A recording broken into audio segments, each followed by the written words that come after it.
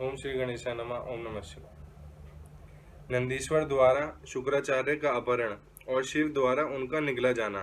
100 वर्ष के बाद शुक्र का शिवलिंग के रास्ते बाहर निकलना। शिव द्वारा उनका शुक्र नाम रखा जाना। शुक्र द्वारा जपे गए मृत्युंजय मंत्र और शिवाष्टोत्तर शतन्मास्तोत्र का वर्णन। शिव द्वारा अंधक को वर प्रदान। व्यास जी ने पूछा, महाबुद्धिमान सनत कुमार जी, जब वह महान भयंकर एवं रोमांचकारी संग्राम चल रहा था, उस समय त्रिपुरारी शंकर ने दैत्य गुरु विद्वान शुक्राचार्य को निगल लिया था। यह घटना मैंने संक्षेप में ही सुनी थी। अब आप उसे विस्तार पूर्वक वर्णन कीजिए। पिनाकधारी शिव के उदर में जाकर उन महायोगी शुक्राचार्य ने क्या किया? शंभु की जठराग्नि ने उन्हें जलाया क्यों नहीं? भृगुनंदन बुद्धिमान शुक्र भी तो कल्पांतकालीन अग्नि के समान उग्र तेजस्वी थे। वे शंभु के जठर पंजर से कैसे निकले? उन्होंने कैसे और कितने काल तक आराधना की थी? तात, उन्हें जो मृत्यु का शमन करने वाली पराविद्या प्राप्त हुई थी, वह विद्या कौन सी है जिससे मृत्यु का निवारण हो जाता है? मुने, लीला बिहारी देवादि देव भगवान शंकर के त्रिशूल से छूटे हुए अंधक को गणाध्यक्षता की प्राप्ति कैसे हुई? तात, मुझे शिवलीला मृत श्रवण करने की विशेष लालसा है, अतः आप मुझ पर कृपा करके वह सारा वृतांत पूर्ण रूप से वर्णन कीजिए। ब्रह्मा जी कहते हैं, अमित तेजस्वी व्यास जी के इन वचनों को सुनकर सनत कुमार जी शिव जी के चरण कमलों का स्मरण करके कहने लगे। सनत कुमार जी ने कहा, मुनिवर, भगवान शंकर के प्रमथों की जब अत्यंत विजय होने लगी, तब अंधक घबराकर शुक्राचार्य की शरण में गया और उसने गिड़गिड़ाकर मृत संजीवनी विद्या के द्वारा मरे हुए असुरों को जीवित करने की प्रार्थना की। इस पर शुक्राचार्य ने शरणागत धर्म की रक्षा करना उचित समझा। फिर तो वे युद्ध स्थल में गए और आदर पूर्वक विद्या के स्वामी शंकर का स्मरण करके एक एक दैत्य पर मृत संजीवनी विद्या का प्रयोग करने लगे। उस विद्या का प्रयोग होते ही वे सभी दैत्य दानव वीर एक साथ ही हथियार लिए हुए इस प्रकार उठ खड़े हुए मानो अभिष होकर उठे हों। जैसे पूर्णतः अभ्यस्त किया हुआ वेद समर भूमि में बादल और श्रद्धा पूर्वक ब्राह्मणों को दिया हुआ धन आपत्ति के समय तुरंत प्रकट हो जाता है, उसी प्रकार वे उठ खड़े हुए। शुक्राचार्य के संजीवनी प्रयोग से जब बड़े बड़े दानव जीवित होकर प्रमथों को बुरी तरह मारने लगे, तब प्रमथों ने जाकर प्रमथेश्वर शिव को यह समाचार सुनाया। तब शिवजी ने कहा, नंदिन, तुम अभी तुरंत ही जाओ और दैत्यों के बीच से द्विश्रेष्ठ शुक्राचार्य को उसी प्रकार उठा लाओ जैसे बाज लवा को उठा ले जाता है।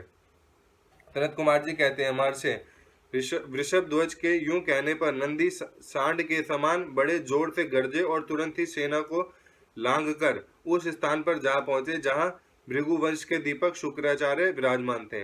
वहां समस्त दैत्य हाथों में पाश, खड़ग, वृक्ष, पत्थर और पर्वत खंड लिए हुए उनकी रक्षा कर रहे थे।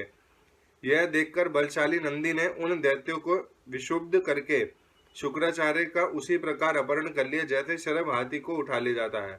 महाबली नंदी द्वारा पकड़े जाने पर शुक्राचार्य के वस्त्र खिसक गए, उनके आभूषण गिरने लगे और केश खुल गए। तब देव शत्रु दानव उन्हें छुड़ाने के लिए सिंहनाद करते हुए नंदी के पीछे दौड़े और जैसे मेघ जल की वर्षा करते हैं, उसी तरह नंदीश्वर के ऊपर वज्र, त्रिशूल, तलवार, फरसा, बैनटी और गोफन आदि अस्त्रों की उग्र वृष्टि करने लगे। तब उस देवासुर संग्राम के विकराल रूप धारण करने पर गणाधिराज नंदी ने अपने मुख की आग से सैकड़ों शस्त्रों को भस्म कर दिया और उन भृगुनंदन को दबोचकर शत्रु दल को व्यतीत करते हुए वे शिवजी के समीप आ पहुंचे तथा शीघ्र ही उन्हें निवेदित करते हुए बोले, भगवान, ये शुक्राचार्य उपस्थित है। तब भूतनाथ देवादि देव शंकर ने पवित्र पुरुष द्वारा प्रदान किए हुए उपहार की भांति शुक्राचार्य को पकड़ लिया और बिना कुछ कहे उन्हें फल की तरह मुख में डाल लिया। उस समय समस्त असुर उच्च स्वर से हाहाकार करने लगे। व्यास जी, जब गिरिजेश्वर ने शुक्राचार्य को निकल लिया, तब दैत्यों की विजय की आशा जाती रही। उस समय उनकी दशा सूंड रहित गजराज, सिंहहीन सांड, मस्तक विहीन देह, अध्ययन रहित ब्राह्मण, उद्यमहीन प्राणी, भाग्यहीन के उद्यम, पति रहित स्त्री, फल वर्जित बाण, पुण्यहीनों की आयु, व्रत रहित विद्याध्ययन, एकमात्र वैभव शक्ति के बिना निष्फल हुए कर्म समूह, शूरताहीन क्षत्रिय और सत्य के बिना धर्म, समुदाय की भांति शोचनीय हो गई। दैत्यों का सारा उत्साह जाता रहा। तब अंधक ने महान दुख प्रकट करते हुए अपने शूरवीरों को बहुत उत्साहित किया और कहा, वीरों, जो रणांगण छोड़कर भाग जाते हैं उनकी ख्याति अपश्य रूपी कालिमा से मलिन हो जाती है और उन्हें इस लोक में तथा परलोक में कभी सुख नहीं मिलता। यदि पुनर्जन्म रूपी मल का अपहरण करने वाले धरातीर्थ रणतीर्थ में अवगाहन कर लिया जाए तो अन्य तीर्थों में स्नान, दान और तप की क्या आवश्यकता है, अर्थात इनका फल रणभूमि में प्राण त्याग करने से ही प्राप्त हो जाता है। दैत्यराज के इस वचन को पूर्ण रूप से धारण करके वे दैत्य तथा दानव रणभेरी बजाकर रणभूमि में प्रमथ गणों पर टूट पड़े और उन्हें मथने लगे तथा बाण, खड़ग, वज्र सरीखे कठोर पत्थर, भुषुंडी, बिंदीपाल, शक्ति, भाले, फरसे, खटवांग, पटिश, त्रिशूल, लकुट और मुसलों द्वारा परस्पर प्रहार करते हुए भयंकर मारकाट मचाने लगे। इस प्रकार अत्यंत घमासान युद्ध हुआ। इसी बीच विनायक, सकंद, नंदी, सोमनंदी, वीर नैगमय और महाबली वैशाख आदि उग्र गणों ने त्रिशूल, शक्ति और बाण समूहों की धारावाहिक वर्षा करके अंधक को अंधा बना दिया। फिर तो प्रमथों तथा असुरों की सेनाओं में महान कोलाहल मच गया। उस समय घोर शब्द को सुनकर शंभु के उदर में स्थित शुक्राचार्य आश्रय रहित वायु की भांति निकलने का मार्ग ढूंढते हुए चक्कर काटने लगे। उस समय उन्हें रुद्र के उदर में पाताल सहित सातों लोक, ब्रह्मा, नारायण, इंद्र, आदित्य और अप्सराओं के विचित्र भुवन तथा वह परमाथासुर संग्राम भी दिख पड़ा। इस प्रकार वे 100 वर्षों तक शिवजी की कुक्षी में चारों ओर भ्रमण करते रहे, परंतु उन्हें उसी प्रकार कोई क्षुद्र नहीं दिख पड़ा जैसे दुष्ट की दृष्टि सदाचारी के छिद्र को नहीं देख पाती। तब भृगुनंदन ने शैव योग का आश्रय ले एक मंत्र का जप किया। उस मंत्र के प्रभाव से वे शंभु के जठर पंजर से शुक्र रूप में लिंग मार्ग से बाहर निकले। तब उन्होंने शिवजी को प्रणाम किया। गौरी ने उन्हें पुत्र रूप में स्वीकार कर लिया और विघ्न रहित बना दिया। तदनंतर करुणा सागर महेश्वर भृगुनंदन शुक्राचार्य को वीर्य के रास्ते निकला हुआ देखकर मुस्कुराते हुए बोले। महेश्वर ने कहा, भृगुनंदन, चूंकि तुम मेरे लिंग मार्ग से शुक्र की तरह निकले हो, इसलिए अब तुम शुक्र कहलाओगे। जाओ, अब तुम मेरे पुत्र हो गए हो। सनत कुमार जी कहते हैं, मुनिवर, देवेश्वर शंकर के यूं कहने पर सूर्य के सदृश कांतिमान शुक्र ने पुनः शिवजी को प्रणाम किया और वे हाथ जोड़कर स्तुति करने लगे। शुक्र ने कहा, भगवान, आपके पैर, सिर, नेत्र, हाथ और भुजाएं अनंत हैं। आपकी मूर्तियों की भी गणना नहीं हो सकती। ऐसी दशा में मैं आप सत्यों की सिर झुकाकर किस प्रकार स्तुति करूं?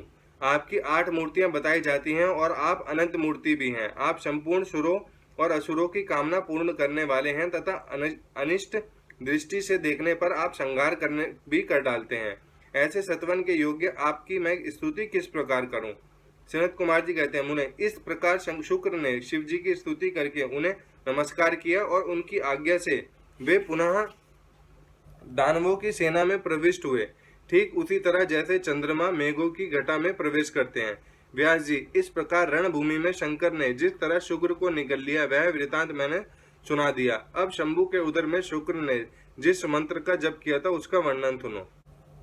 ओम, जो देवताओं के स्वामी, सुर असुर द्वारा वंदित, भूत और भविष्य के महान देवता, हरे और पीले नेत्रों से युक्त, महाबली, बुद्धि स्वरूप, बागंबार धारण करने वाले, अग्नि स्वरूप, त्रिलोकिक उत्पत्ति स्थान, ईश्वर, हरिनेत्र, प्रलयकारी, अग्नि स्वरूप, गणेश, लोकपाल, महाभुज, महाहस्त, त्रिशूल धारण करने वाले, बड़ी बड़ी दाढ़ों वाले, काल स्वरूप, महेश्वर, अविनाशी, काल रूपी, नीलकंठ, महोदर, गणाध्यक्ष, सर्वात्मा, सबको उत्पन्न करने वाले, सर्वव्यापी, मृत्यु को हटाने वाले, पारियात्र पर्वत पर उत्तम व्रत धारण करने वाले, ब्रह्मचारी, वेदांत प्रतिपाद्य, तप की अंतिम सीमा तक पहुंचाने वाले, पशुपति, विशिष्ट अंगों वाले, शूलपाणी, वृषभध्वज, पापाहारी, जटाधारी, शिखंड धारण करने वाले, दंडधारी, महायशस्वी, भूतेश्वर, गुहा में निवास करने वाले, वीणा और प्रणव पर ताल लगाने वाले, अमर, दर्शनीय, बाल सूर्य सरीखे रूप वाले, शमशान निवासी, ऐश्वर्यशाली, उमापति, शत्रु दमन, भग के नेत्रों को नष्ट कर देने वाले, पूषा के दांतों के विनाशक, क्रूरता पूर्वक संहार करने वाले, पाशधारी, प्रलय काल रूप, उल्कामुख, अग्निकेतु, मननशील, प्रकाशमान, प्रजापति, ऊपर उठाने वाले, जीवों को उत्पन्न करने वाले,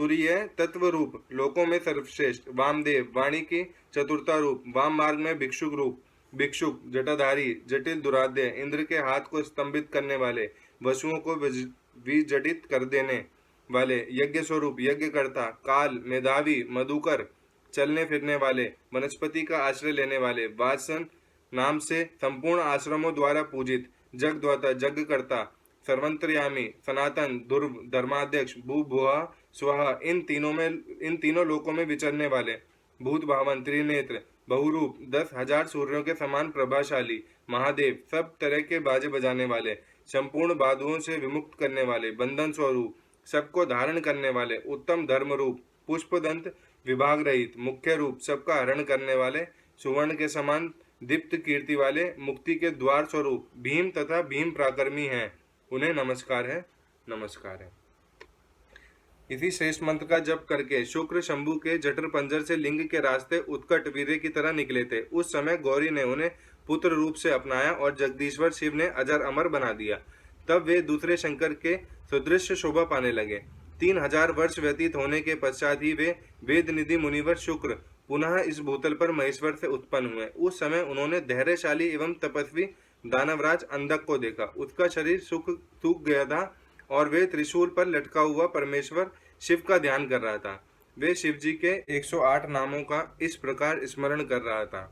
महादेव, देवताओं में महान, विरूपाक्ष, विकराल नेत्र वाले, चंद्राकृत शेखर, मस्तक पर अर्ध चंद्र धारण करने वाले, अमृत स्वरूप, शाश्वत, सनातन, स्थाणु, समाधिस्थ होने पर ठूंठ के समान स्थिर, नीलकंठ, गले में नील चिन्ह धारण करने वाले, पिनाकी, पिनाक नामक धनुष धारण करने वाले, वृषभाक्ष, वृषभ के नेत्र सरीखे विशाल नेत्र वाले, महाज्ञ, महान रूप से जानने योग्य, पुरुष, अंतर्यामी, सर्व कामक, संपूर्ण कामनाओं को पूर्ण करने वाले, कामेरी, कामदेव के शत्रु, कामदहन, कामदेव को दग्ध करने वाले, कामरूप, इच्छा अनुसार रूप धारण करने वाले, कपर्दी, विशाल जटाओं वाले, विरूप, विकराल रूपधारी, गिरीश, गिरिवर, कैलाश पर शयन करने वाले, भीम, भयंकर रूप वाले, सृक्की, बड़े बड़े जबड़ों वाले, रक्तवासा, लाल वस्त्रधारी, योगी, योग के ज्ञाता, काल दहन, काल को भस्म कर देने वाले, त्रिपुरग्न,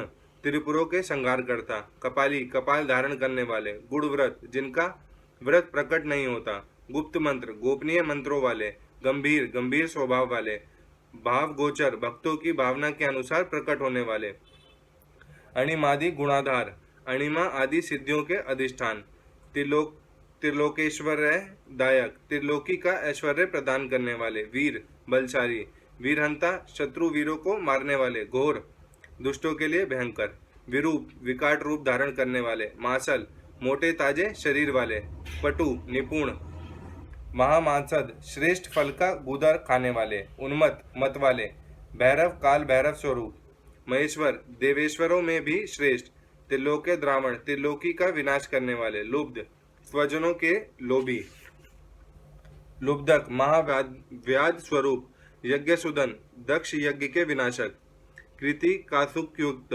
कृतिकाओं के पुत्र, स्वामी कार्तिक से युक्त, उन्मत्त, उन्मत्त का सा वेश धारण करने वाले, कृतिवासा, गजासुर के चमड़े को ही वस्त्र रूप में धारण करने वाले, गज कृति परिधान, हाथी की चर्म लपेटने वाले, शुद्ध, भक्तों का कष्ट देखकर शुद्ध हो जाने वाले, भुजग भूषण, सर्पों के भूषण रूप में धारण करने वाले, दत्तालंब, भक्तों के अवलंब दाता, बेताल, बेताल स्वरूप, घोर, घोर, शाकिनी पूजित, शाकिनियों द्वारा समार्धित, अघोर, अघोर पथ के प्रवर्तक, घोर दैत्यगण, भयंकर दैत्यों के संहारक, घोर घोष, भीषण शब्द करने वाले, वनस्पति, वनस्पति स्वरूप, भस्मांग, शरीर में भस्म रमाने वाले, जटिल, जटाधारी, शुद्ध, परम पावन, भेरुंड सेवित, सैकड़ों भेरुंड नामक पक्षियों द्वारा सेवित, भूतेश्वर, भूतों के अधिपति, भूतनाथ, भूतगणों के स्वामी, पंचभूताश्रित, पंचभूतों को आश्रय देने वाले, खग, गगन विहारी, क्रोधित, क्रोधयुक्त, निष्ठुर, दुष्टों पर कठोर व्यवहार करने वाले, चंड, प्रचंड पराक्रमी, चंडीश, चंडी के प्राणनाथ, चंडी का प्रिय, चंडी के प्रियतम, चंडतुंड, अत्यंत कुपित मुख वाले, गुरुत्मान, गरुड़ स्वरूप, निस्त्रिंश, खड़क स्वरूप, शव भोजन, शव का भोग लगाने वाले, लेलिहान, क्रुद्ध होने पर जीभ लपलपाने वाले। महारौद्र, अत्यंत भयंकर। मृत्यु, मृत्यु स्वरूप। मृत्युग्र, मृत्यु रोग गोचर, मृत्यु की भी पहुंच से परे। मृत्यु, मृत्यु, मृत्यु का भी काल। महासेन, विशाल सेना वाले। कार्तिकेय स्वरूप। शमशान, नारायण निवासी, शमशान एवं अरण्य में विचरने वाले। राग, प्रेम स्वरूप। विराग, आसक्ति रहित। रागांध, प्रेम में मस्त रहने वाले। वीतराग, वैरागी। शतिरची, तेज की असंख्य चिंगारियों से युक्त। सत्व, सत्वगुण स्वरूप। रजः, रजोगुण रूप। तमः, तमोगुण रूप। धर्म, धर्म स्वरूप। अधर्म, अधर्म रूप। वास, वनुज, इंद्र के छोटे भाई उपेंद्र स्वरूप। सत्य, सत्य रूप। असत्य, सत्य से भी परे। सद्रूप, उत्तम रूप वाले। असद्रूप, भीप्स रूपधारी। अहोतक, हेतु रहित। अर्धनीश्वर, आधा पुरुष और आधा स्त्री का रूप धारण करने वाले। अर्धनारीश्वर, आधा पुरुष और आधे स्त्री का रूप धारण करने वाले। भानु, सूर्य स्वरूप। भानु, कोटि शतप्रभ, कोटि शत सूर्यों के समान प्रभाशाली। यज्ञ, यज्ञ स्वरूप। यज्ञपति, यज्ञेश्वर। रुद्र, संहार करता। ईशान, ईश्वर। वरद, वरदाता। शिव, कल्याण स्वरूप। परमात्मा शिव की इन 108 मूर्तियों को ध्यान करने से वह दानव उस महान भय से मुक्त हो गया। उस समय प्रसन्न हुए जटाधारी शंकर ने उसे मुक्त करके त्रिशूल के अग्रभाग से उतार लिया और दिव्य अमृत की वर्षा से अभिषिक्त कर दिया। तत्पश्चात महात्मा महेश्वर उसने जो कुछ किया था उस सबका सांत्वना पूर्वक वर्णन करते हुए उस महादैत्य अंधक से बोले। ईश्वर ने कहा, हे दैत्येंद्र, मैं तेरे इंद्रिय निग्रह, नियम, शौर्य और धैर्य से प्रसन्न हो गया हूँ। अतः सुव्रत, अब तू कोई वर मांग ले। दैत्यों के राजाधिराज, तूने निरंतर मेरी आराधना की है, इससे तेरा सारा कलमश धुल गया है और तू वर पाने के योग्य हो गया है। इसलिए मैं तुझे वर देने के लिए आया हूँ, क्योंकि 3000 वर्षों तक बिना खाए पिए प्राण धारण किए रहने से तूने जो पुण्य कमाया है उसके फलस्वरूप तुझे सुख की प्राप्ति होनी चाहिए। सनत कुमार जी कहते हैं, मुने, यह सुनकर अंधक ने भूमि पर अपने घुटने टेक दिए और फिर वह हाथ जोड़कर कांपता हुआ भगवान उमापति से बोला। अंधक ने कहा, भगवान, आपकी महिमा जाने बिना मैंने पहले रणांगण में हर्ष गदगद वाणी से आपको जो दीनहीन तथा नीच से नीच कहा और मूर्खतावश लोक में जो जो निंदित कर्म किया है, प्रभु उस सबको आप अपने मन में स्थान ना दें, अर्थात उसे भूल जाएं। महादेव, मैं अत्यंत ओछा और दुखी हूँ। मैंने काम दोषवश पार्वती के विषय में भी जो दूषित भावना कर ली थी उसे आप क्षमा कर दें। आपको तो अपने कृपण, दुखी एवं दीन भक्त पर सदा ही विशेष दया करनी चाहिए। मैं उसी तरह का एक दीन भक्त हूँ और आपकी शरण में आया हूँ। देखिए, मैंने आपके सामने अंजलि बांध रखी है, अब आपको मेरी रक्षा करनी चाहिए। ये जग जननी पार्वती देवी भी मुझ पर प्रसन्न हो जाए और सारे क्रोध को त्याग कर मुझे कृपा दृष्टि से देखें। चंद्रशेखर, कहाँ तो इनका भयंकर क्रोध और कहाँ मैं तुच्छ दैत्य। चंद्रमौली, मैं किसी प्रकार उसको सहन नहीं कर सकता। शंभु, कहाँ तो परम उदार आप और कहाँ बुढ़ापा। मृत्यु तथा काम, क्रोध आदि दोषों के वशीभूत मैं, अर्थात मेरी आपके साथ क्या तुलना। महेश्वर, आपके ये युद्ध कला निपुण महाबली वीरपुत्र मेरी कृपणता पर विचार करके अब क्रोध के वशीभूत मत हों। तुषार हार, चंद्रकिरण, शंख, कुंद पुष्प और चंद्रमा के वर्ण वाले शिव, मैं इन पार्वती को गुरुता के गौरववश नित्य मात्र दृष्टि से देखूं। मैं नित्य आप दोनों का भक्त बना रहूं। देवताओं के साथ होने वाला मेरा वैर दूर हो जाए तथा मैं शांत चित्त हो योग चिंतन करता हुआ गणों के साथ निवास करूं। महेशान, आपकी कृपा से उत्पन्न हुए इस विरोधी दानव भाव का पुनः कभी स्मरण ना करूं, यही उत्तम वर मुझे प्रदान कीजिए। शरद कुमार जी कहते हैं, मुनि सत्तम, इतनी बात कहकर वह दैत्यराज माता पार्वती की ओर देखकर त्रिनयन शंकर का ध्यान करता हुआ मौन हो गया। तब रुद्र ने उसकी ओर कृपा दृष्टि से देखा। उनकी दृष्टि पड़ते ही उसे अपना पूर्व वृत्तांत तथा अद्भुत जन्म का स्मरण हो आया। उस घटना का स्मरण होते ही उसका मनोरथ पूर्ण हो गया। फिर तो माता पिता उमा महेश्वर को प्रणाम करके वह कृतकृत्य हो गया। उस समय पार्वती तथा बुद्धिमान शंकर ने उसका मस्तक सूंघकर प्यार किया। इस प्रकार अंधक ने प्रसन्न हुए चंद्रशेखर से अपना सारा मनोरथ प्राप्त कर लिया। मुने, महादेव जी की कृपा से अंधक को जिस प्रकार परम सुखद गणाध्यक्ष पद प्राप्त हुआ था, वह सारा का सारा पुरातन वृतांत मैंने सुना दिया। और मृत्युंजय मंत्र का भी वर्णन कर दिया। यह मंत्र मृत्यु का विनाशक और संपूर्ण कामनाओं का फल प्रदान करने वाला है। इसे प्रयत्न पूर्वक जपना चाहिए। अगला अध्याय शुक्राचार्य की घोर तपस्या और इनका शिवजी को चित्त रत्न अर्पण करना तथा अष्ट मृत्युष्टक स्त्रोत द्वारा उनका चतवन करना। शिवजी का प्रसन्न होकर उन्हें मृत संजीवनी विद्या तथा अनन्य वर प्रदान करना। सनत कुमार जी कहते हैं, व्यास जी, मुनिवर शुक्राचार्य को शिवजी से मृत्युंजय नामक मृत्यु का प्रशमन करने वाली पराविद्या किस प्रकार प्राप्त हुई, अब उसका वर्णन करता हूँ, सुनो। पूर्व काल की बात है। इन भृगुनंदन ने वाराणसी पुरी में जाकर प्रभावशाली विश्वनाथ का ध्यान करते हुए बहुत काल तक घोर तप किया था। वेद व्यास जी, उस समय उन्होंने वहीं एक शिवलिंग की स्थापना की और उसके सामने ही एक परम रमणीय कूप तैयार कराया। फिर प्रयत्न पूर्वक उन देवेश्वर को 1,00,000 बार द्रोण भर पंचामृत से तथा बहुत से सुगंधित द्रव्यों से स्नान कराया। फिर 1,000 बार परम प्रीति पूर्वक चंदन, यक्षकर्दम और सुगंधित उपटन का उस लिंग पर अनुलेप किया। तत्पश्चात सावधानी के साथ परम प्रेम पूर्वक राज चंपक, अमलतास, धतूर, कनेर, कमल, मालती, कर्णाकार, कदम्ब, मैलसीरी, उत्पल, मल्लिका, चमेली, शतपत्री, सिंधुवार, ढाक, बंदुक पुष्प, पुनांग, नाग केसर, केसर, नवमलिक, चंबलिक, कुंद, मुचुकुंद, मंदार, बिल्वपत्र, गुमा, मरुव्रक, व्रक, गंठविन, दोना, अत्यंत सुंदर आम के पल्लव, तुलसी, देव जवासा, बृहदपुत्री, कुशांकु, नंदाव्रत, अगस्त्य, साल, देवदारू, कचनार, कुर्बक, दुर्वाकर, कुरटंक, करसेला, इनमें से प्रत्येक के पुष्प और अन्य पल्लवों से तथा नाना प्रकार के रमणीय पत्रों और सुंदर कमलों से शंकर जी की विधिवत अर्चना की। उन्हें बहुत से उपहार समर्पित किए तथा शिवलिंग के आगे नाचते हुए शिव सहस्त्र नाम एवं अनन्य स्त्रोतों का ज्ञान करके शंकर जी का सत्वन किया। इस प्रकार शुक्राचार्य 5,000 वर्षों तक नाना प्रकार के विधि विधान से महेश्वर का पूजन करते रहे, परंतु जब उन्हें थोड़ा सा भी वर देने के लिए उद्यत होते नहीं देखा, तब उन्होंने एक दूसरे अत्यंत दुस्सह एवं घोर नियम का आश्रय लिया। उस समय शुक्र ने इंद्रियों सहित मन के अत्यंत चंचलता रूपी महान दोष को बारंबार भावना रूपी जल से प्रक्षालित किया। इस प्रकार चित्त रत्न को निर्मल करके उसे पिनाकधारी शिव को अर्पण कर दिया और स्वयं धूमकण का पान करते हुए तप करने लगे। इस प्रकार उनके 1 सहस्त्र वर्ष और बीत गया।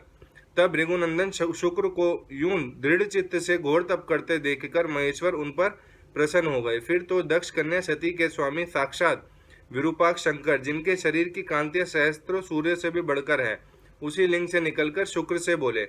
महेश्वर ने कहा, महाभाग भृगुनंदन, तुम तो तपस्या के निधि हो। महामुने, मैं तुम्हारे इस अविच्छिन्न तप से विशेष प्रसन्न हूँ। भार्गव, तुम अपना सारा मनोवांछित वर मांग लो, मैं प्रीति पूर्वक तुम्हारा सारा मनोरथ पूर्ण कर दूंगा। अब मेरे पास तुम्हारे लिए कोई भी वस्तु अधेय नहीं रह गई है।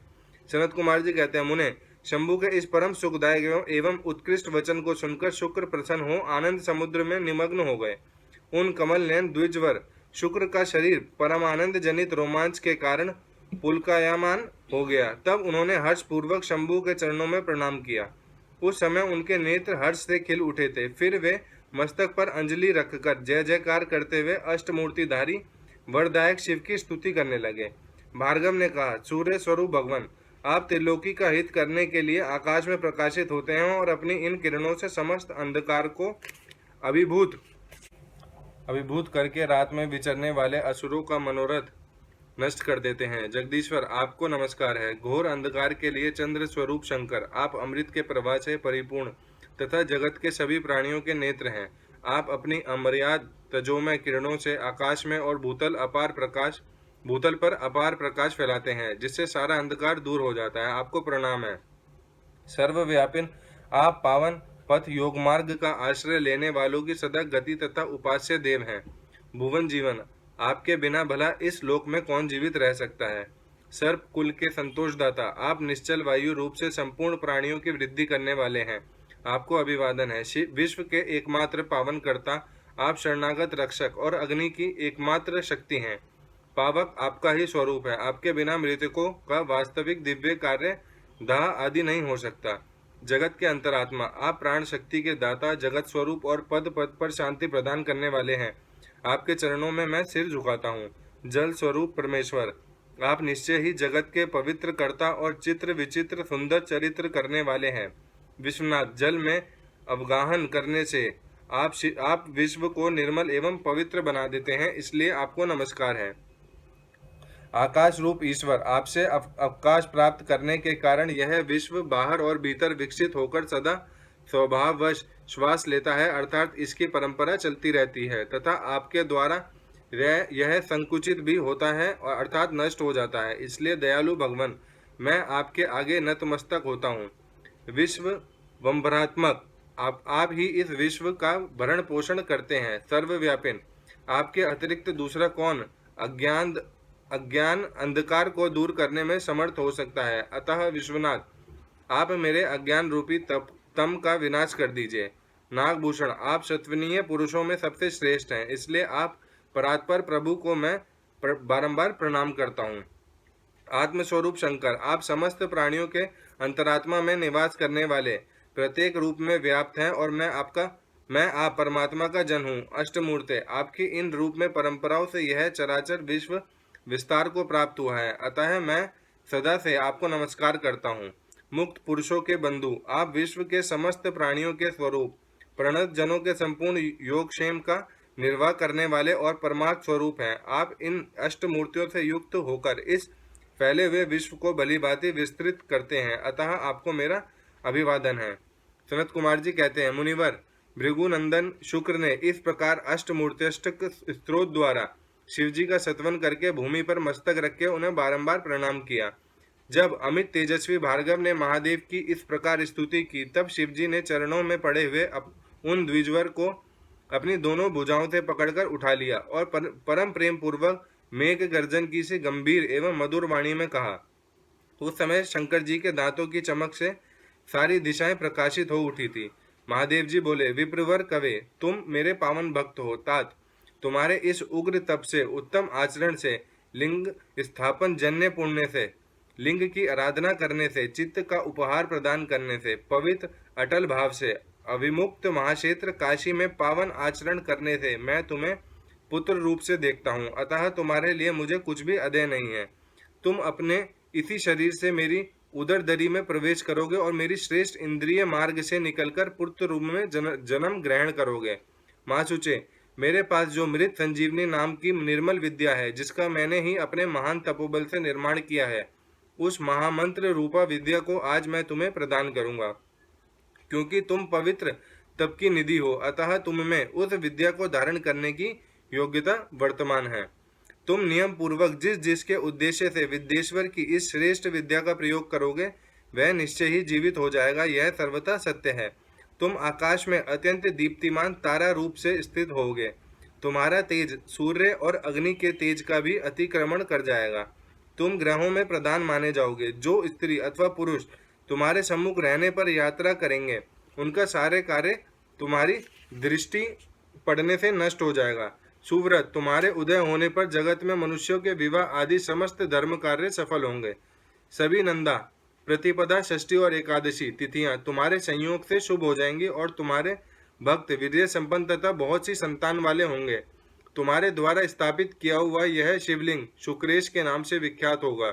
जो मनुष्य इस लिंग की अर्चना करेंगे, उन्हें सिद्धि प्राप्त हो जाएगी। जो लोग वर्ष पर्यंत नक्त व्रत परायण होकर शुक्रवार के दिन शुक्र कूप के जल से सारी क्रियाएं संपन्न करके शुक्रेश की अर्चना करेंगे, उन्हें जिस फल की प्राप्ति होगी वह मुझसे श्रवण करो। उन मनुष्य में विद्या की अधिकता होगी, उनका विद्या कभी निष्फल नहीं होगा। वे पुत्रवान तथा पुरुषत्व के सौभाग्य से संपन्न होंगे, इसमें तनिक भी संदेह नहीं है। वे सभी मनुष्य बहुत सी विद्याओं के ज्ञाता और सुख के भागी होंगे। यूं वरदान देकर महादेव जी उसी लिंग में समा गए। तब भृगुनंदन शुक्र भी प्रसन्न मन से अपने धाम को चले गए। व्यास जी, यूं शुक्राचार्य को जिस प्रकार अपने तपोबल से मृत्युंजय नामक विद्या की प्राप्ति हुई थी, वह वृतांत मैंने तुमसे वर्णन कर दिया। अब और क्या सुनना चाहते हो? अध्याय समाप्त। अगला अध्याय, बाणासुर की तपस्या और उसे शिव द्वारा वर प्राप्ति। शिव का गणों और पुत्रों सहित उसके नगर में निवास करना। बाण पुत्री उषा का रात के समय स्वप्न में अनिरुद्ध के साथ मिलन, चित्रलेखा द्वारा अनिरुद्ध का द्वारका से अपहरण, बाण का अनिरुद्ध को नागपाश में बांधना, दुर्गा की शतवन से अनिरुद्ध का बंधन मुक्त होना, नारद द्वारा समाचार पाकर श्री कृष्ण को शोणितपुर पर चढ़ाई, शिव के साथ उनका घोर युद्ध, शिव की आज्ञा से श्री कृष्ण का उन्हें जृंभास्त्र से मोहित करके बाण की सेना का संहार करना। व्यास जी बोले, सर्वज्ञ सनत कुमार जी, अपने अनुग्रह करके प्रेम पूर्वक ऐसी अद्भुत और सुंदर कथा सुनाइए जो शंकर की कृपा से ओतप्रोत है। अब मुझे शशि मौली के उस उत्तम चरित्र के श्रवण करने की इच्छा है जिसमें उन्होंने प्रसन्न होकर बाणासुर को गणाध्यक्ष पद प्रदान किया था। सनत कुमार जी ने कहा, व्यास जी, परमात्मा शंभु की उस कथा को जिसमें उन्होंने प्रसन्न होकर बाणासुर को गणनायक बनाया था आदरपूर्वक श्रवण करो। इसी प्रसंग में महाप्रभु शंकर का वह सुंदर चरित्र भी आएगा जिसमें उन्होंने बाणासुर पर अनुग्रह करके श्री कृष्ण के साथ संग्राम किया था। व्यास जी, दक्ष प्रजापति की 13 कन्याएं कश्यप मुनि की पत्नियां थी। वे सबकी सब पतिव्रता तथा सुशीला थी। उनमें दीति सबसे बड़ी थी, जिसके लड़के दैत्य कहलाते हैं। अन्य पत्नियों से भी देवता तथा चराचर सहित समस्त प्राणी पुत्र रूप से उत्पन्न हुए थे। ज्येष्ठ पत्नी दीति के गर्भ से सर्वप्रथम 2 महाबली पुत्र पैदा हुए। उनमें हिरण्यकश्यप ज्येष्ठ था और उसके छोटे भाई का नाम हिरण्याक्ष था। हिरण्यकश्यप के 4 पुत्र हुए। उन दैत्य श्रेष्ठों का क्रमशः हार्द, उन्हार्द, संघाद और प्रहलाद नाम था। उनमें प्रहलाद जितेंद्रिय तथा महान विष्णु भक्त हुए। उनका नाश करने के लिए कोई भी दैत्य समर्थ न हो सका। प्रहलाद का पुत्र विरोचन हुआ। वह दानियों में सर्वश्रेष्ठ था। उसने विप्र रूप से याचना करने वाले इंद्र को अपना सिर ही दे डाला था। उसका पुत्र बलि हुआ। यह महादानी और शिव भक्त था। इसने वामन रूपी धारी विष्णु को सारी पृथ्वी दान कर दी थी। बलि का औरस पुत्र बाण हुआ। वह शिव भक्ति, मानी, उदार, बुद्धिमान, सत्य प्रतिज्ञ और सहस्त्रों का दान करने वाला था। उस असुर राज ने पूर्व काल में त्रिलोकी को तथा त्रिलोकाधिपतियों को बलपूर्वक जीत के शोणितपुर में अपनी राजधानी बनाई और वहीं रहकर राज्य करने लगा। उस समय देवगण शंकर की कृपा से उस शिव भक्त बाणासुर के किंकर के समान हो गए थे। उसके राज्य में देवताओं के अतिरिक्त और कोई प्रजा दुखी नहीं थी। शत्रु धर्म का बर्ताव करने वाले देवता शत्रुता वश ही कष्ट झेल रहे थे। एक समय वह महासुर अपनी सहस्त्रों भुजाओं से ताली बजाता हुआ तांडव नृत्य करके महेश्वर शिव को प्रसन्न करने की चेष्टा करने लगा। उसके उस नृत्य से भक्त वत्सल शंकर संतुष्ट हो गए। फिर उन्होंने परम प्रसन्न हो उसकी ओर कृपा दृष्टि से देखा। भगवान शंकर तो संपूर्ण लोकों के स्वामी, शरणागत वत्सल और भक्त वांछा कल्पतरु ही ठहरे। उन्होंने बलिनंदन महासुर बाण को वर देने की इच्छा प्रकट की। मुने, बलिनंदन महादैत्य बाण शिव भक्तों में श्रेष्ठ और परम बुद्धिमान था। उसने परमेश्वर शंकर को प्रणाम करके उनकी स्तुति की और कहा। बाणासुर बोला, प्रभु आप मेरे रक्षक हो जाइए और पुत्रों तथा गणों सहित मेरे नगर के अध्यक्ष बनकर सर्वथा प्रीति का निर्वाह करते हुए मेरे पास ही निवास कीजिए। सनत कुमार जी कहते हैं, महर्षि, वह बलिपुत्र बाण निश्चय ही शिवजी की माया से मोह में पड़ गया था। इसलिए उसने मुक्ति प्रदान करने वाले दुराराध्य महेश्वर को पाकर भी ऐसा वर मांगा। तब ऐश्वर्यशाली भक्त वत्सल शंभु से वह वर देकर पुत्रों और गणों के साथ प्रेम पूर्वक वहीं निवास करने लगे। एक बार बाणासुर को बड़ा ही गर्व हो गया। उसने तांडव नृत्य करके शंकर को संतुष्ट किया। जब बाणासुर को यह ज्ञात हो गया कि पार्वती वल्लभ शिव प्रसन्न हो गए हैं, तब वह हाथ जोड़कर सिर झुकाए हुए बोला। बाणासुर ने कहा, देवादिदेव महादेव, आप समस्त देवताओं के शिरोमणि हैं। आपकी ही कृपा से मैं बलि हुआ हूँ। अब आप मेरा उत्तम वचन सुनिए।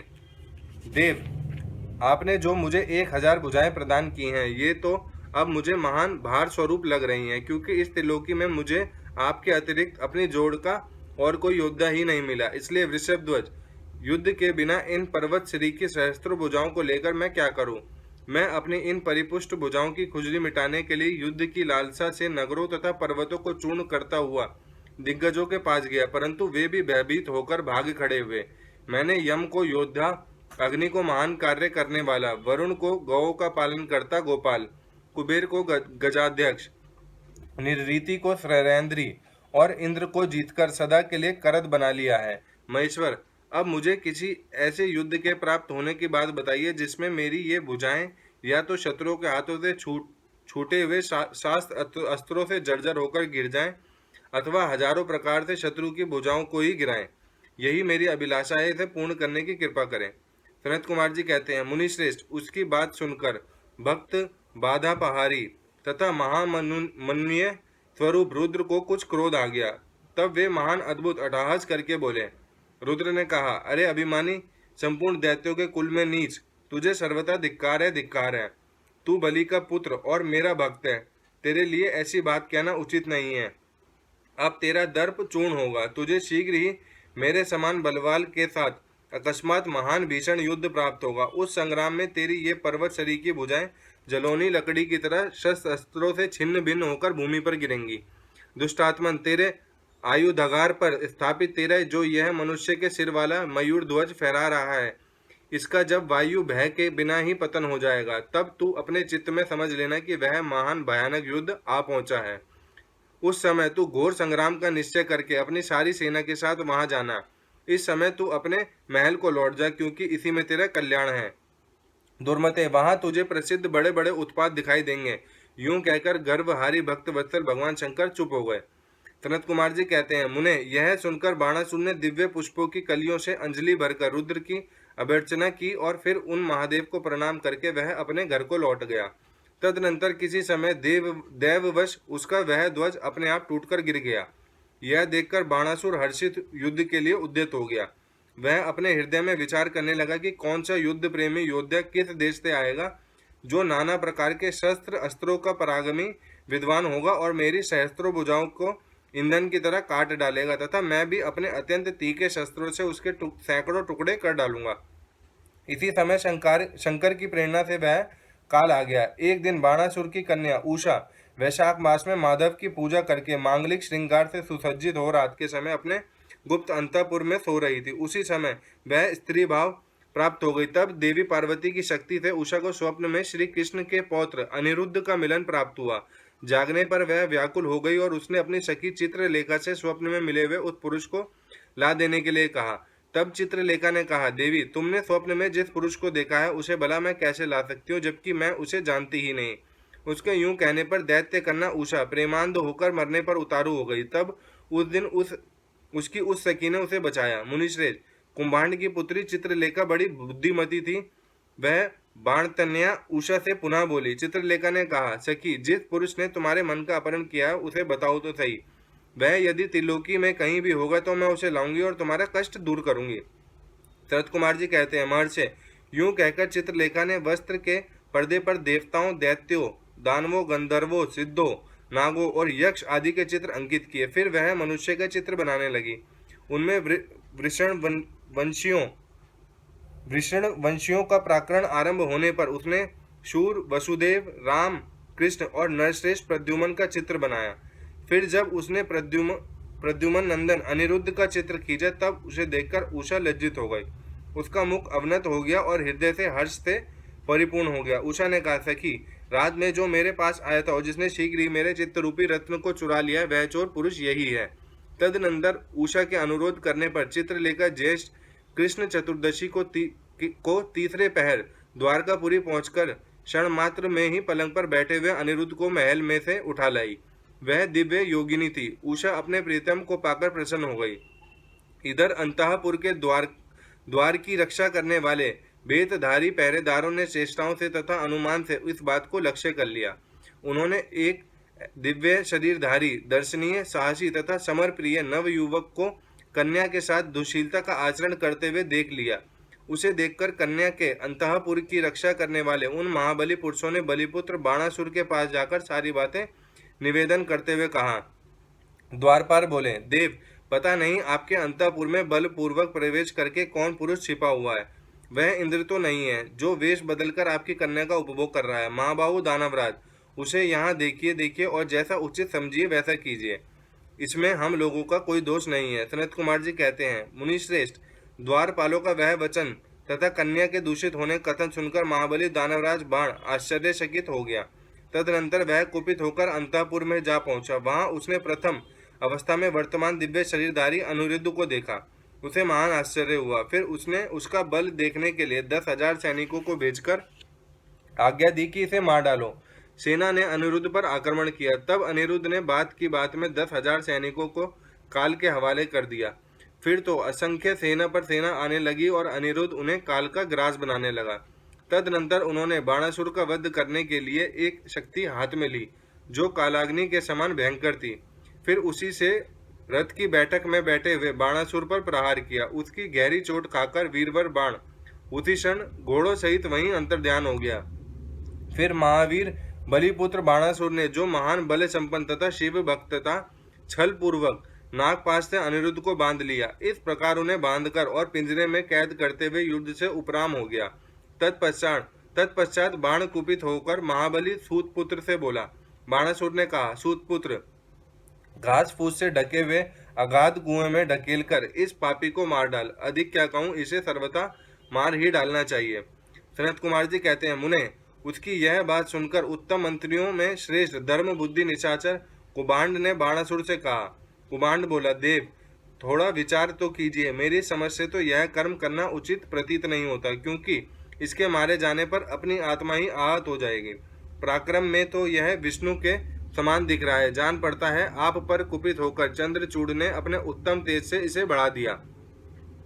साहस में यह शीश मौली की समानता कर रहा है, क्योंकि इस अवस्था को पहुंच जाने पर भी यह पुरुषार्थ पर ही डटा हुआ है। यह ऐसी बली है कि यद्यपि नाग इसे बलपूर्वक डस रहे हैं, तथापि यह हम लोगों को तृणवत ही समझ रहा है। सनत कुमार जी कहते हैं, व्यास जी, दानव कुबांड राजनीति के ज्ञाताओं में श्रेष्ठ था।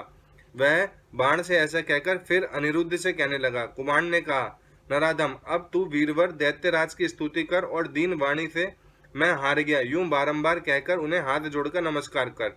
ऐसा करने पर ही तू मुक्त हो सकता है, अन्यथा तुझे बंधन आदि का कष्ट भोगना पड़ेगा। उसकी बात सुनकर अनिरुद्ध उत्तर देते हुए बोला।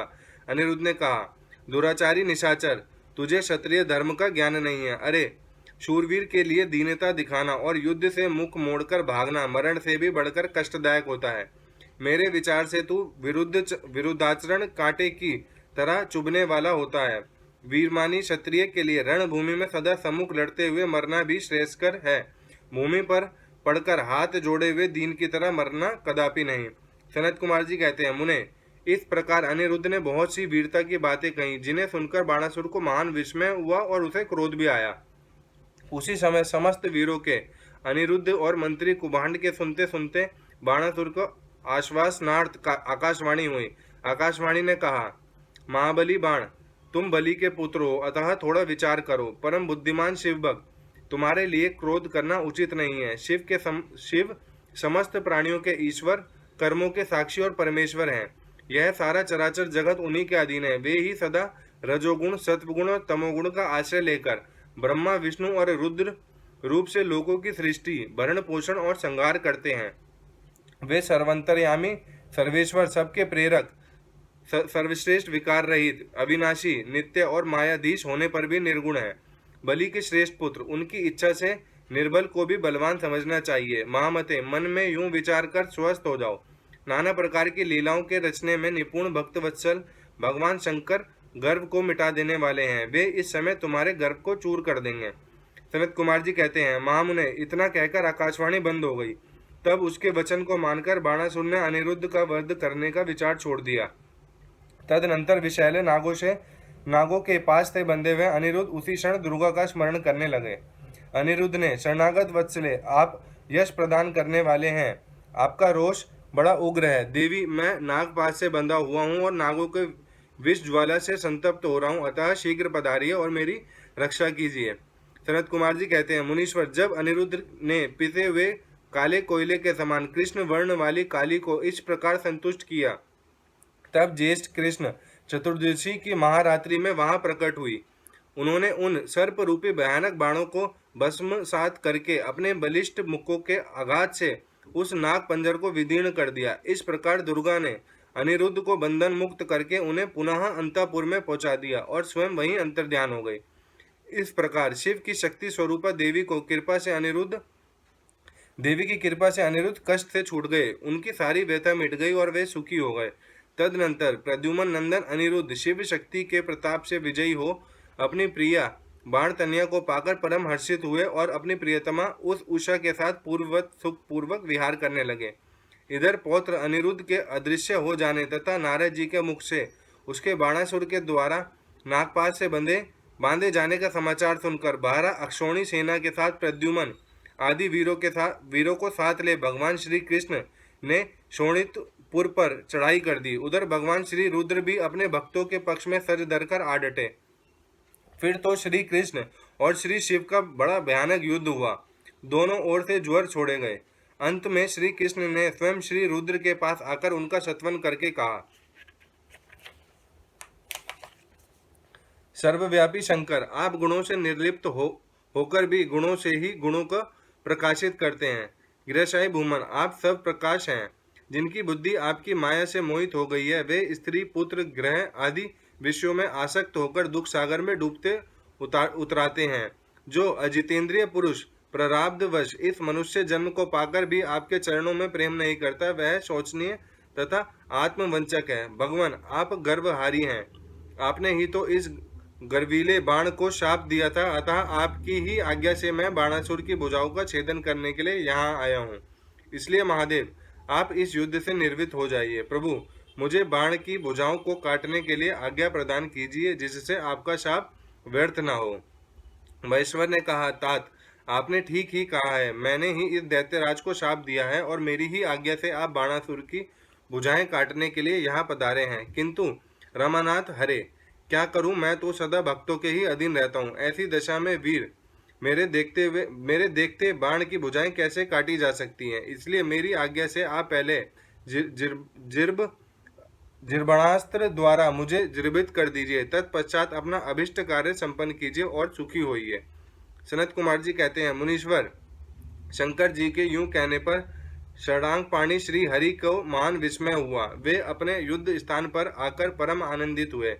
व्यास जी, तदनंतर नाना प्रकार के अस्त्रों के संचालन में निपुण श्री हरि ने तुरंत ही अपने धनुष पर जिर्बणास्त्र का संधान करके उसे पिनाकपाणी शंकर पर छोड़ दिया।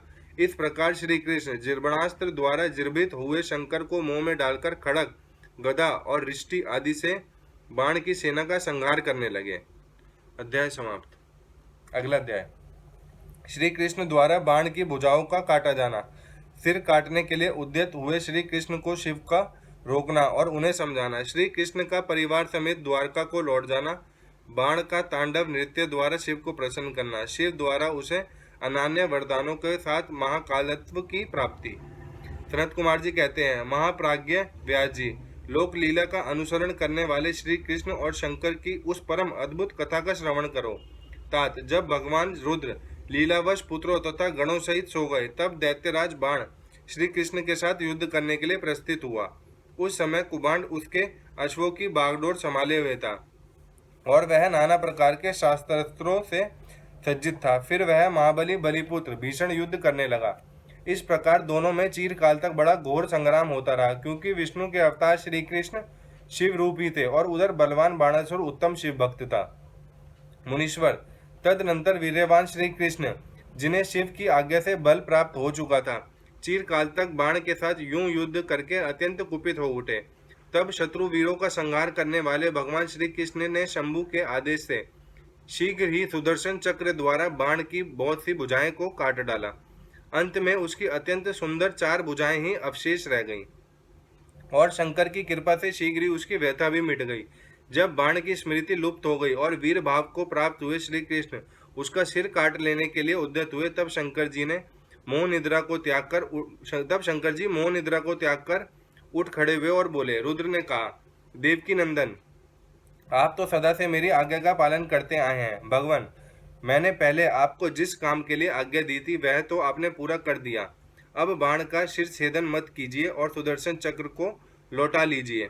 मेरी आज्ञा से यह चक्र सदा मेरे भक्तों पर अमोघ रहा है। गोविंद, मैंने पहले ही आपको युद्ध में अनिवार्य चक्र और जय प्रदान की थी। अब आप इस युद्ध से निर्वत हो जाइए। लक्ष्मीश, पूर्व काल में भी तो आपने मेरी आज्ञा के बिना दधीच, वीरवर, रावण और तारकाक्ष आदि के पुरों पर चक्र का प्रयोग नहीं किया था। जनार्दन, आप तो योगीश्वर, साक्षात परमात्मा और संपूर्ण प्राणियों के हित में रत रहने वाले हैं। आप स्वयं ही अपने मन से विचार कीजिए। मैंने इसे वर दे रखा है कि तुझे मृत्यु का भय नहीं होगा। मेरा वह वचन सदा सत्य होना चाहिए। मैं आप पर प्रसन्न हूँ। हरे, बहुत दिन पूर्व यह गर्व से भरकर उन्मत्त हो उठा और अपने आप को भूल गया था। तब अपनी भुजाएं खुजलाता हुआ यह मेरे पास पहुंचा और बोला, मेरे साथ युद्ध कीजिए। तब मैंने इसे शाप देते हुए कहा, थोड़े ही समय में तेरी भुजाओं का छेदन करने वाला आएगा, तब तेरा सारा गर्व गल जाएगा। बाण की ओर देखकर कहा, मेरी ही आज्ञा से तेरी भुजाओं को काटने वाले ये श्री हरि आए हैं।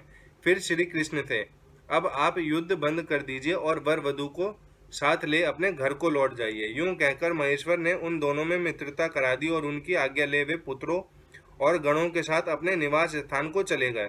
सनत कुमार जी कहते हैं, मुने शंभू का कथन सुनकर अक्षत शरीर वाले श्री कृष्ण ने सुदर्शन को लौटा लिया और विजय श्री से सुशोभित हो वे बाणासुर के अंतःपुर में पधारे। वहां उन्होंने उषा सहित अनिरुद्ध को आश्वासन दिया और बाण द्वारा दिए गए अनेक प्रकार के रत्न समूहों को ग्रहण किया। उषा की सखी परम योगिनी चित्रलेखा को पाकर श्री कृष्ण को महान हर्ष हुआ। इस प्रकार शिव के आदेश अनुसार जब उनका सारा कार्य पूर्ण हो गया, तब वे श्री हरि हृदय से शंकर को प्रणाम कर और बलिपुत्र बाणासुर की आज्ञा ले परिवार समेत अपनी पुरी को लौट गए। द्वारका में पहुंचकर उन्होंने गरुड़ को विदा कर दिया। फिर हर्ष पूर्वक मित्रों से मिले और स्वेच्छा अनुसार आचरण करने लगे। इधर नंदीश्वर ने बाणासुर को समझाकर यह कहा, भक्त शार्दुल, तुम बारंबार शिवजी का स्मरण करो, वे भक्तों पर अनुकंपा करने वाले हैं। अतः उन आदि गुरु शंकर में मन समाहित करके नित्य उनका महोत्सव करो। तब द्वेष रहित हुआ महामनस्वी बाण नंदी के कहने से धैर्य धारण करके तुरंत ही शिव स्थान को गया। वहां पहुंचकर उसने नाना प्रकार के स्तोत्रों द्वारा शिवजी की स्तुति की और उन्हें प्रणाम किया। फिर वह पादों से ठुमकी लगाते हुए और हाथों को घुमाते हुए नाना प्रकार के आलिड और प्रलाहिड आदि प्रमुख स्थानों को द्वारा सुशोभित नृत्यों में प्रधान तांडव नृत्य करने लगा। उस समय वह हजारों प्रकार से मुख द्वारा बाजा बजा रहा था और बीच बीच में भौहों को मटकाकर तथा सिर को कपाकर सहस्त्रों प्रकार के भाव प्रकट करता जाता था। इस प्रकार नृत्य में मस्त हुए महाभक्त बाणासुर ने महान नृत्य करके नतमस्तक हो त्रिशूलधारी चंद्रशेखर भगवान रुद्र को प्रसन्न कर लिया। तब नाच गान के प्रेमी भक्त वत्सल भगवान हर्षित होकर बाण से बोले। रुद्र ने कहा, बलिपुत्र प्यारे बाण, तेरे नृत्य से मैं संतुष्ट हो गया हूँ, अतः दैत्येंद्र तेरे मन में जो अभिलाषा हो उसके अनुरूप वर मांग ले। सनत कुमार जी कहते हैं, मुने शंभू की बात सुनकर दैत्यराज बाण ने इस प्रकार वर मांगा, मेरे घाव भर जाएं, बाहु युद्ध की क्षमता बनी रहे, मुझे अक्षय गणनायकत्व प्राप्त हो जाए, शोणितपुर में उषापुत्र अर्थात मेरे दोहित्र का राज्य हो, देवताओं से तथा विशेष करके विष्णु से मेरा वैर भाव मिट जाए, मुझमें रजोगुण और तमोगुण से युक्त दूषित दैत्य भाव का पुनः उदय न हो, मुझमें सदा निर्विकार शंभु भक्ति बनी रहे और शिव भक्तों पर मेरा स्नेह और समस्त प्राणियों पर दया भाव रहे। यूं शंभु से वरदान मांगकर बलिपुत्र महासुर बाण अंजलि बांधे रुद्र की स्तुति करने लगा। उस समय उसके नेत्रों में प्रेम के आंसू छलक आए थे। तदनंतर जिसके सारे अंग प्रेम से प्रफुल्लित हो उठे थे, वह बलिनंदन बाणासुर महेश्वर को प्रणाम करके मौन हो गया। अपने भक्त बाण की प्रार्थना सुनकर भगवान शंकर, तुझे सब कुछ प्राप्त हो जाएगा, यूं कहकर वहीं अंतर्ध्यान हो गए। तब शंभू की कृपा से महाकालत्व को प्राप्त हुए रुद्र का अनुचर बाण परमानंद में निमग्न हो गया। व्यास जी, इस प्रकार मैंने संपूर्ण भुवनों में नित्य क्रीड़ा करने वाले समस्त गुरुजनों के सभी सद्गुरु शूलपाणी भगवान शंकर का बाण विषयक चरित जो परमोत्तम है, कर्ण प्रिय मधुर वचनों द्वारा तुमसे वर्णन कर दिया। अध्याय समाप्त। अगला अध्याय, गजासुर की तपस्या, वर प्राप्ति और उसका अत्याचार, शिव द्वारा उसका वध, उसकी प्रार्थना से शिव का उसका चर्म धारण करना और कृतिवासा नाम से विख्यात होना तथा कृतवा से शिवलिंग की स्थापना करना।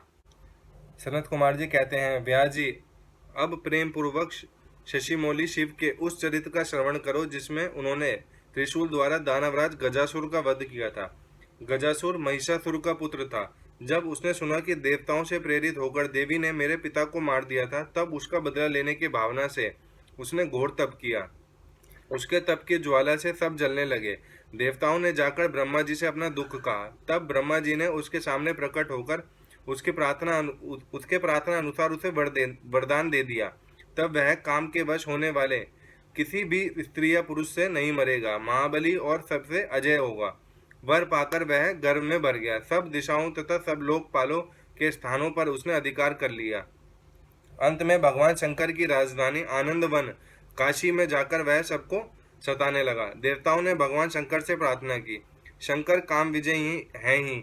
उन्होंने घोर युद्ध में उसे हराकर त्रिशूल में पिरो लिया। तब उसने भगवान शंकर का स्तवन किया। शंकर ने उस पर प्रसन्न होकर इच्छित वर मांगने को कहा। तब गजासुर ने कहा, दिगंबर स्वरूप महेशान, यदि आप मुझ पर प्रसन्न हैं तो अपने त्रिशूल की अग्नि से पवित्र हुए मेरे इस चर्म को आप सदा धारण किए रहें। विभो, मैं पुण्य गंधों की निधि हूँ, इसलिए मेरा यह चर्म चीरकाल तक उग्र तप रूपी अग्नि की ज्वाला में पड़कर भी दग्ध नहीं हुआ है।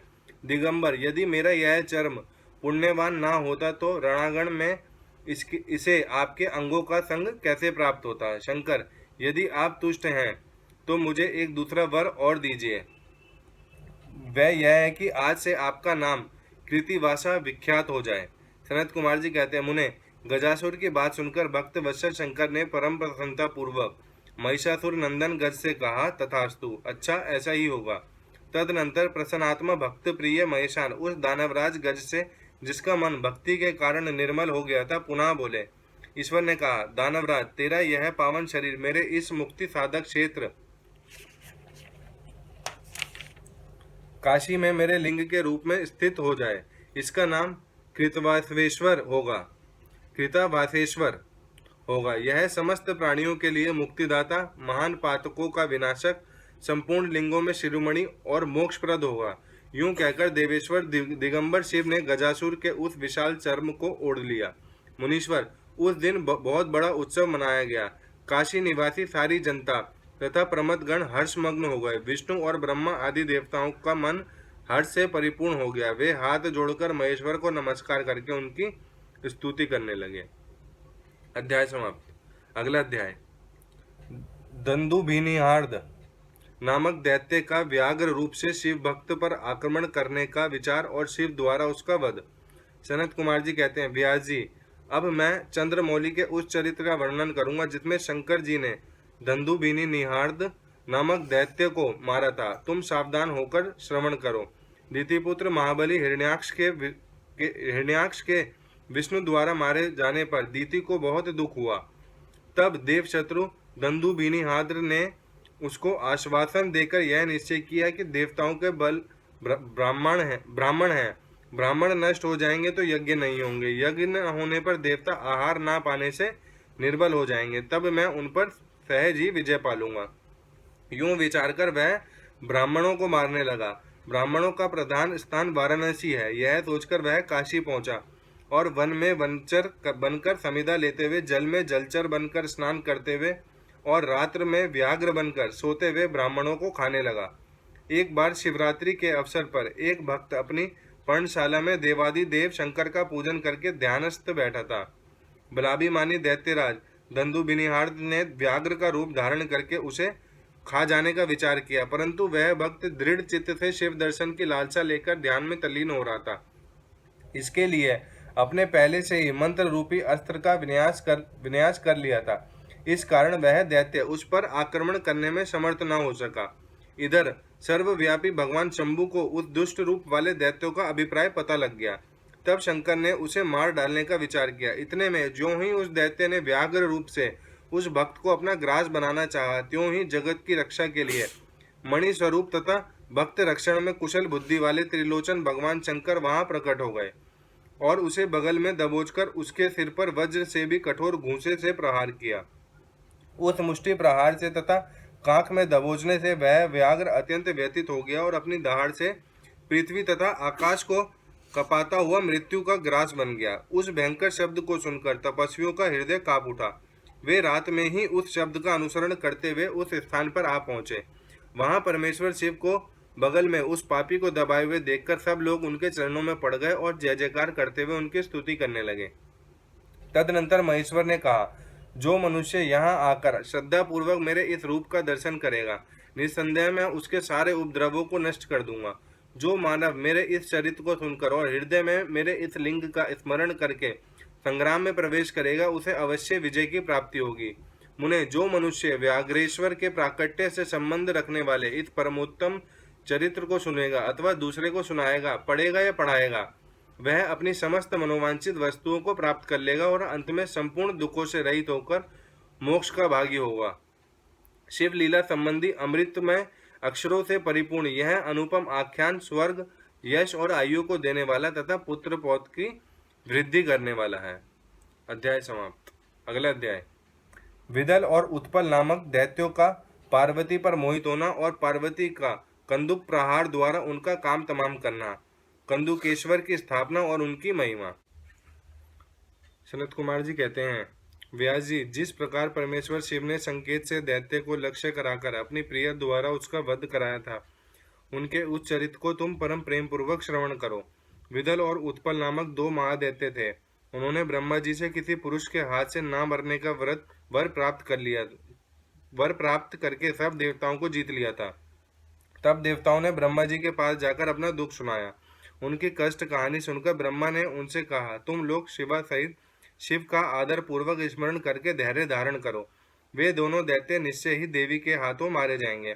शिवा सहित शिव परमेश्वर कल्याणकर्ता और भक्त वत्सल है। वे शीघ्र ही तुम लोगों का कल्याण करेंगे। सनत कुमार जी कहते हैं, मुने, देवों से यूं कहकर ब्रह्मा जी शिव का स्मरण करते हुए मौन हो गए। तब देवगण भी आनंदित होकर अपने अपने धाम को लौट गए। एक समय नारद जी के द्वारा पार्वती के सौंदर्य की प्रशंसा सुनकर वे दोनों दैत्य उनका अपहरण करने की बात सोचने लगे और पार्वती जी जहां गेंद उछाल रही थी वहीं वे जाकर आकाश में विचरने लगे। वे दोनों घोर दुराचारी थे। उनका मन अत्यंत चंचल हो रहा था। वे गणों का रूप धारण करके अंबिका के निकट गए। तब दुष्टों का संहार करने वाले शिव ने अवहेलना पूर्वक उनकी ओर देखकर उनके नेत्रों से प्रकट हुई चंचलता के कारण तुरंत उन्हें पहचान लिया। फिर तो सर्वस्व रूपी महादेव ने दुर्गति नाशिनी दुर्गा को कटाक्ष द्वारा सूचित कर दिया कि ये दोनों दैत्य हैं, गण नहीं तात। तब पार्वती अपने स्वामी महाकौतु की परमेश्वर शंकर के उस नेत्र संकेत को समझ गई। तदनंतर सर्वज्ञ शिव की अर्धांगिनी पार्वती ने उस संकेत को समझकर उसी गेंद से एक साथ ही उन दोनों पर चोट की। तब महादेवी की गेंद से आहत होकर वे दोनों महाबली दुष्ट दैत्य चक्कर काटते हुए उसी प्रकार भूतल पर गिर पड़े जैसे वायु के झोंके से चंचल होकर दो पके हुए ताड़ के फल अपनी डंठल से टूटकर गिर पड़ते हैं, अथवा जैसे वज्र के आघात से महागिरी के दो शिखर ढह जाते हैं। इस प्रकार अकार्य करने के लिए उद्यत हुए उन दोनों महादैत्यों को धराशायी करके वे गेंद लिंग रूप में परिणित हो गया। समस्त दुष्टों का निवारण करने वाला वह लिंग कंदुकेश्वर के नाम से विख्यात हुआ और ज्येष्ठेश्वर के समीप स्थित हो गया। काशी में स्थित कंदुकेश्वर लिंग दुष्टों का विनाशक, भोग मोक्ष का प्रदाता और सर्वदा सत्पुरुषों की समस्त कामनाओं को पूर्ण करने वाला है।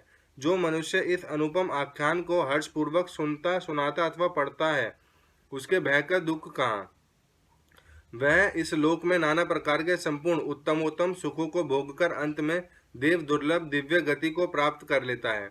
ब्रह्मा जी कहते हैं, मुनि सत्तम, मैंने तुमसे रुद्र संहिता के अंतर्गत इस युद्ध खंड का वर्णन कर दिया। यह खंड संपूर्ण मनोरथों का फल प्रदान करने वाला है। इस प्रकार मैंने पूरी की पूरी रुद्र संहिता का वर्णन कर दिया। यह शिव जी को सदा परम प्रिय और भुक्ति मुक्ति रूप फल प्रदान करने वाली है। सूत जी कहते हैं, इस प्रकार शिव अनुगामी ब्रह्मपुत्र नारद शंकर के उत्तम यश को तथा शिव शतनाम को सुनकर कृतार्थ हो गए। यूं मैंने संपूर्ण चरित्रों में प्रधान तथा कल्याणकारक यह ब्रह्मा और नारद का संवाद पूर्ण रूप से कह दिया है। अब तुम्हारी और क्या सुनने की इच्छा है। अध्याय समाप्त। रुद्र संहिता युद्धखंड संपूर्ण। रुद्र संहिता समाप्त। ओम नमः शिवाय।